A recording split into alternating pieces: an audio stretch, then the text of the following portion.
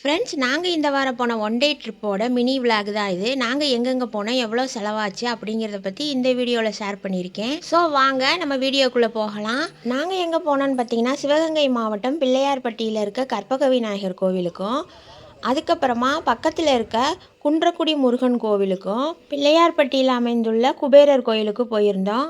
Palani to Pillaiyarpatti நாங்கள் பஸ்ஸில் தான் போயிருந்தோம். எங்களுக்கு பழனியில் காலையில் பஸ்ஸு பார்த்திங்கன்னா 6:30 மணிக்கு காரைக்குடி பஸ்ஸு.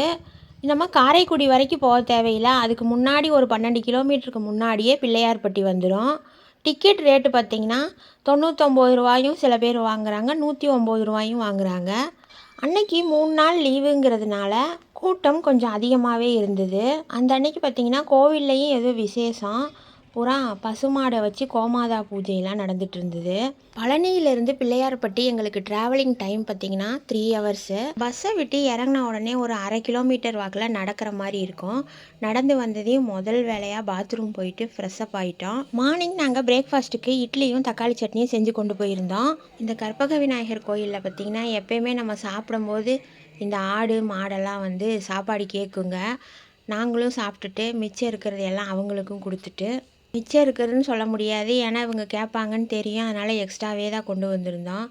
ஆட்டுக்குட்டிக மாடுக்கெல்லாம் கொண்டு வந்த இட்லியும் கொஞ்சம் கொடுத்துட்டு, ஆளுக்கு ஒரு காஃபியை குடிச்சிட்டு நிம்மதியாக போய் க்யூவில் நிற்க ஆரம்பிச்சிட்டோம். கற்பக விநாயகரோட சிறப்பு என்னன்னு பார்த்தீங்கன்னா, 6 அடி உயரமுள்ள வலம்புரி விநாயகர் இவர். மூலவர் குடைவரை சிற்பமாக செதுக்கி இருக்கிறதுனால நம்ம சாமியை வலம் வர முடியாது. கோவிலோட அமைப்பு பார்த்திங்கன்னா பாதி குகை கோவில், பாதி கட்டடக்கலை. மேலும் இங்கே சிறப்பு என்னன்னு பார்த்தீங்கன்னா 2 மூலவர், 2 கொடிமரம் இருக்கும்.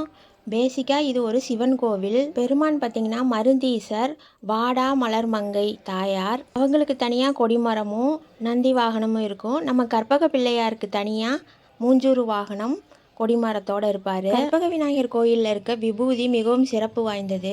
விபூதி முழுவதுமே சாமி ஃபுல்லாக அர்ச்சனை பண்ணி அதுக்கப்புறமா பக்தர்களுக்கு அந்த ஒரு நாள் எடுக்கிற விபூதி ஒரே நாளில் தீர்ற மாதிரி அபிஷேகம் பண்ணி பிரசாதமாக கொடுக்குறாங்க. மருத்துவ குணம் வாய்ந்ததுன்னு சொல்லப்படுது.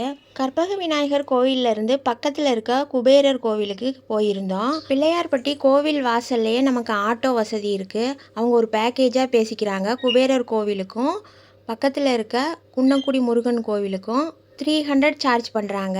குபேரர் கோயிலில் ஒரு அழகான பார்க் இருக்குது. குழந்தைங்களை கூட்டிகிட்டு போனால் நல்லா பொழுதுபோக்காக விளையாடுங்க. பராமரிப்பு செலவுக்காக 20 ருபீஸ் வாங்குறாங்க. இது ஒரு தனியார் கோயில் மாதிரி தெரியுது, வேற ஒன்றும் இதை பற்றி சொல்கிறக்கு இல்லை. அடுத்த வீடியோவில் குன்றக்குடி முருகன் கோவில் போனதை பற்றி ஷேர் பண்ணுறேன். நன்றி, வணக்கம்.